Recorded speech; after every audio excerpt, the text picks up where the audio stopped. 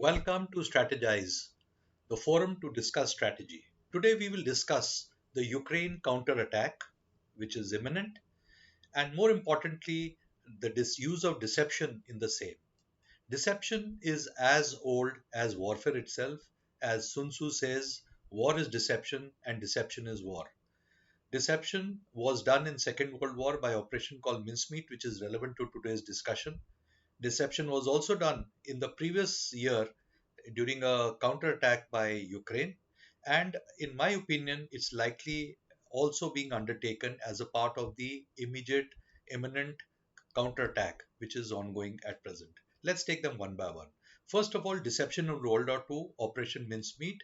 The, the military situation was that the attack from North Africa to Europe was to take place on two possible directions through Greece or through Italy. So it was planned to have a deception that the attack is coming in Greece, but actually carry out attack through Sicily onto Italy, for which Operation Mincemeat was planned so that the Germans move their forces from Italy onto Greece, looking at this impending attack and weakening Sicily. The same happened. Now, how was this plan conceived? This plan was conceived that first to find a dead body of an unclaimed dead body, they found a body of a beggar called Michael. He had died by eating rat poison. He was given a false identity of a intelligence major, Major William Martin, using a photograph of a look-alike. In his pocket was kept material called pocket litter to make it look genuine. For example, this photograph of his fictitious girlfriend called Pam.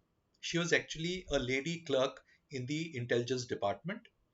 It also contained a engagement ring, a receipt from a jeweler, a letter from the bank insisting on early payment of the loan, letter from father, and other such stuff, which was making it more and more plausible that this Major Martin was a genuine person.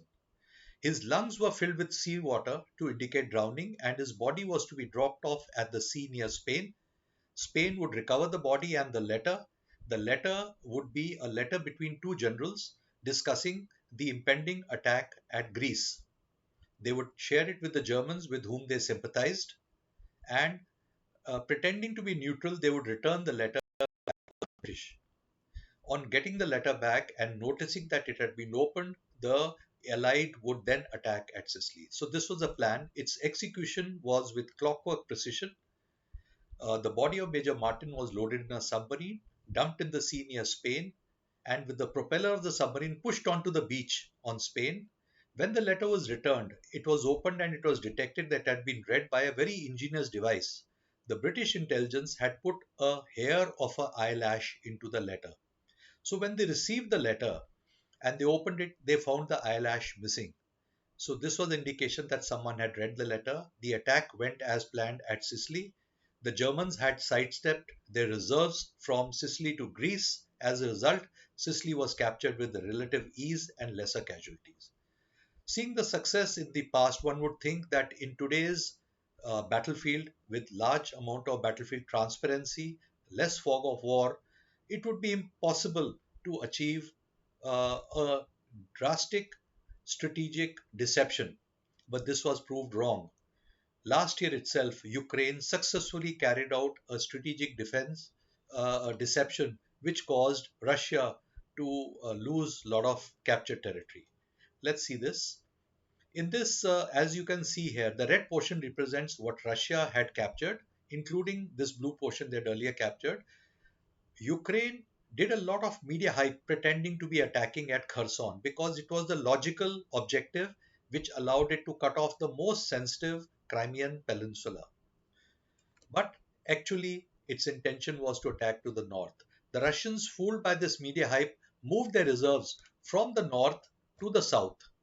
And when the attack took place at Kharkiv, the Russians were much thinner and 2,000 square kilometers was captured, including a logistic node called Izium. The implications was moral ascendancy of Ukraine, loss of morale by Russia, but more importantly for Ukraine, it proved to its Western donors and sponsors that it could regain territory and therefore the aid continued and increased as what it expected. Coming on to the current counterattack, which any day is going to take place. While we speak, it may already be taking place.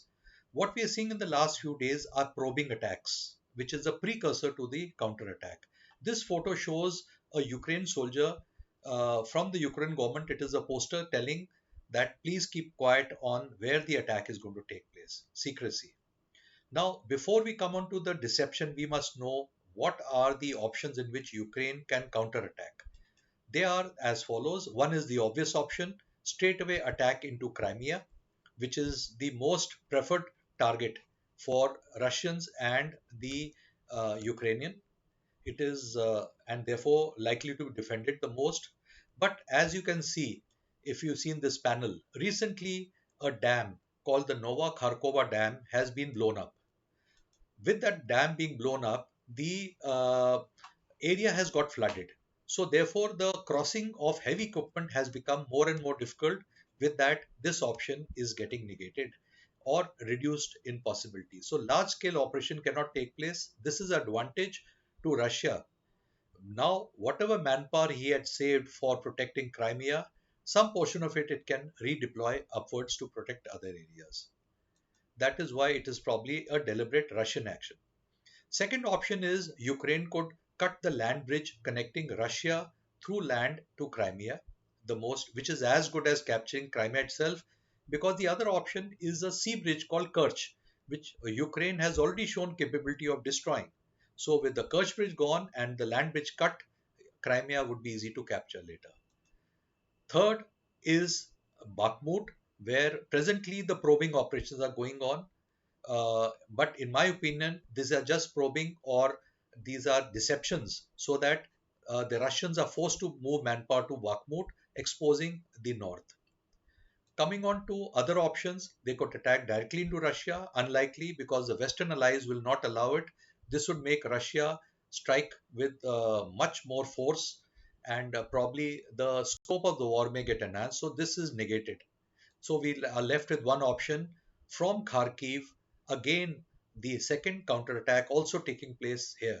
Why I'm saying it is likely is firstly, they have been occupying this blue portion for a long time since last year. So therefore, they have got enough time to reconnaissance this area and see routes to take. They have got a logistic node called Izium, and it is likely to be lesser defended than the land bridge, which is more sensitive for the Russian. If they are able to chop off more territory, they can again prove to their Western sponsors that they are and the game is still on, failing which the sponsors will withdraw their support. So these are the options. So coming on to the diversion portion or the deception portion, recently one must have heard that certain documents, 100 pages, have been leaked. They contain a lot of genuine material as well as they have some plans, likely to have plans of the Ukrainian counterattack. In my opinion, this again is a Trojan horse, similar to Major Martin's letter, where certain information is being fed to the Russians that the attack is coming in a particular place so that they thin out other areas and concentrate there where actually attack goes somewhere else. Why I'm saying it is because the timing is suspect. The possibility of 100 pages of top secret documents being photographed and put on the internet is also suspect, and also it contains information which is genuine but not critical, like casualties and weaknesses in air defense, just to make it look genuine. So most probably, is it real or bogus? Time alone will tell. But one thing is for certain: Russians are quick learners. They learn fast. Chances of them being fooled again is less. They learnt very fast after they failed blitzkrieg towards Kiev. They were able to do a more deliberate operation in Donbass. When they were under attack from the drone called TB2 Bayraktar, they very soon neutralized it. They have neutralized the HIMARS. So chances are they may not fall for this ruse again. Whether this is a ruse or not, and whether the Russians fall for it, where exactly will the counterattack take place, are very moot questions. Let's wait and watch. I hope this presentation and discussion was useful. Thank you for listening. Jai Hind.